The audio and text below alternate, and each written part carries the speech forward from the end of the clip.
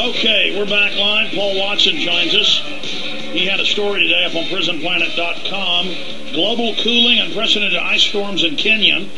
All the major governmental 10-year weather stations report record cold in the last 10 years.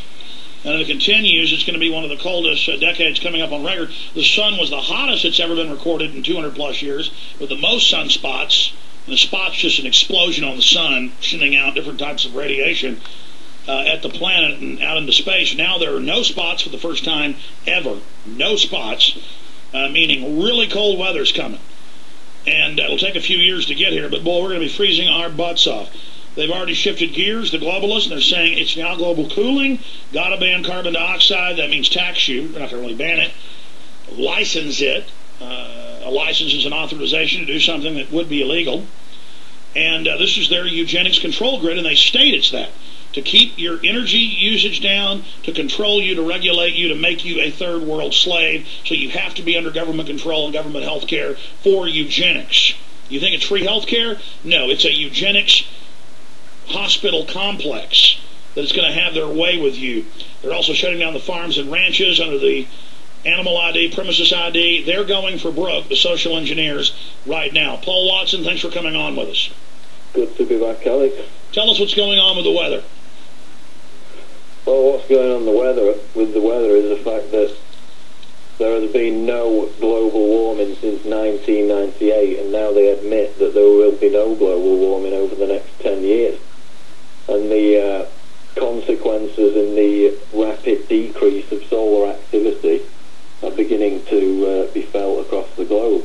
And again, we had the entire solar system for the last 25 years with probes and telescopes, liquid, hard frozen moons of Jupiter and Saturn are now liquid seas of methane and things like that. They're not H2O, unfortunately. But the point is we have volcanoes going off on Mars, ice caps shrinking by a mile a year on Mars.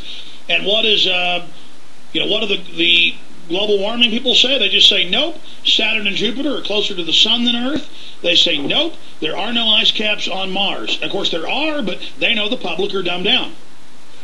Well, the fact is, Alex, that according to all the polls, even though this global warming propaganda is going out at all levels on an incessant basis, people aren't buying it.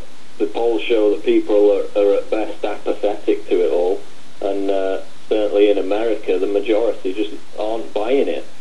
So the man-made global warming advocates are beginning to make more and more shrill and alarmist claims, and then coming in with more wilder solutions. No. Let me explain how this works. I was explaining earlier how if you have one political party, it's easy to topple it. It can be pushed over. But if you have two big political parties or two supposedly different ideas leaned up against each other, that it gives the illusion of choice. They push together, and it makes them very hard to push over. Well, it's the same thing. You've got the European Union, and you've got the U.S. in this false bipolar world. It's really controlled by the same banking elite. And they would say, look at the Americans, they're for torture. Look at the Americans, they're for secret arrest. Look at the Americans, they're for attacking innocent countries. They lie about WMDs, and they're ignorant. They don't believe in global warming. And so because the Americans were wrong on all these other things, by design, well, I'm not an ignorant American. I'll go ahead and support global warming, global tax. Those greedy Americans are too wasteful and pig-like. Well, that is true that we're wasteful, pig-like SUVs. Doesn't mean we aren't wasting and doing some things that are bad and consumerist. So there's that idea in Europe. They don't see that it's about a tax and control, and so because George Bush was against it, they got behind it. As soon as Europe got behind it, Bush came out for it.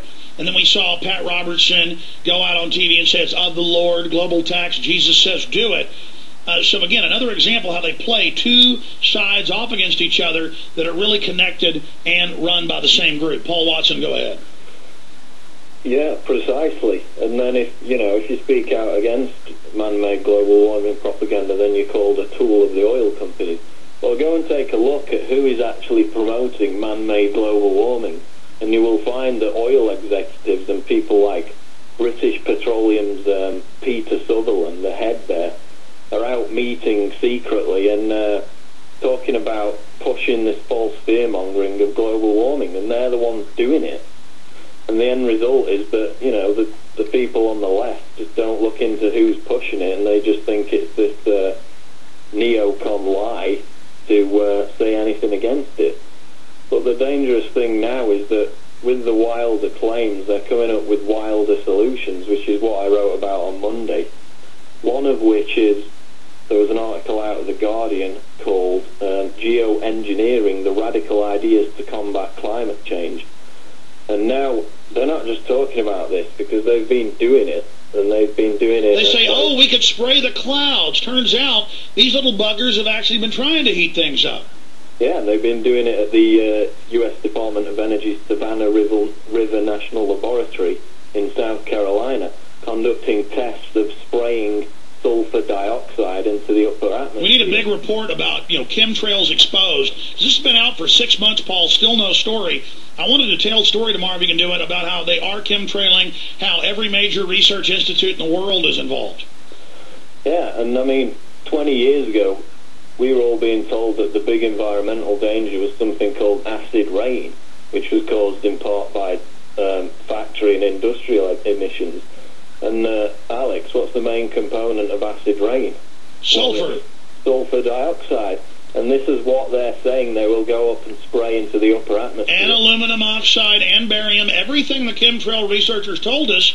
I'm not kidding, folks. Thousands of U.S. universities, Canadian, British, every federal agency, and this is all declassified. They call it high-altitude aerosol spraying. What's the name of the one program? You Google it, and there's like millions of hits. And it's all, our planes will be up this weekend spraying, but that's secret. I'm sorry, go ahead. Exactly, and it's being pushed by people like Nobel Prize winner Paul Crutzen, who proposed sending jumbo jets up to dump huge quantities of sulfur particles into the far reaches of the stratosphere to cool down the atmosphere. And it turns out he did that in the late 80s, early 90s, and then he magically wins a Nobel Prize, and then the spraying starts, added to the fuel so the pilots don't know, all compartmentalized. And what are the health effects of exposure to sulfur dioxide?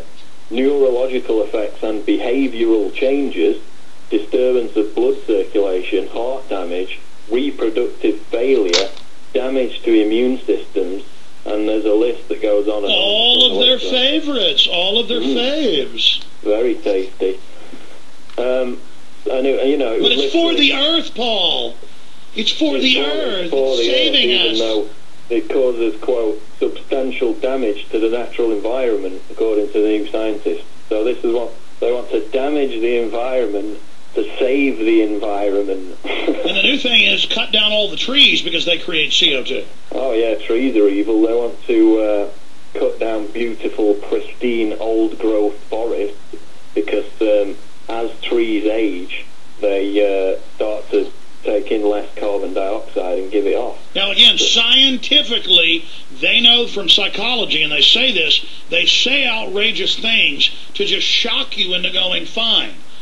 You know, I mean, that's why they come out with this and say, yes, we torture small children. It's the American way. That's meant to just shock the conscience till you finally just go, okay, fine. Right, which is now why the